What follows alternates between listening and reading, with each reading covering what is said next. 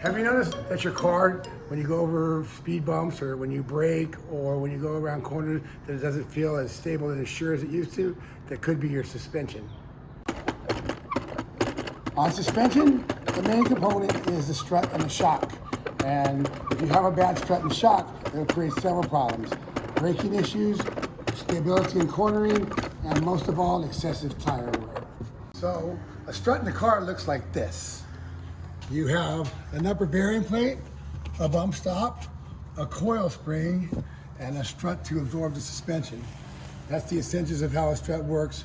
You put it all together with all the other front end components, and that's what you have right there.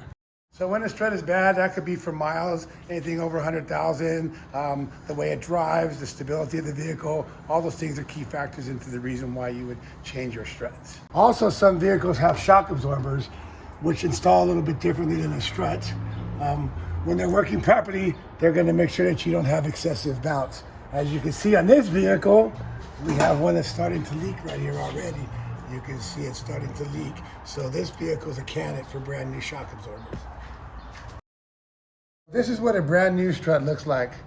By putting a new unit in your vehicle and you replace them in pairs, you'll notice a big difference in how your vehicle steers, how your vehicle brakes, and how your vehicle handles on the road. So this is what brand new struts and shocks will do for your vehicle. Smoother ride and better tire wear. I'm Jeff with Castro Valley Tire Pros. Come in for your free inspection on your suspension, or check us out at CastroValleyTirePros.com or Lilly'sGarage.com.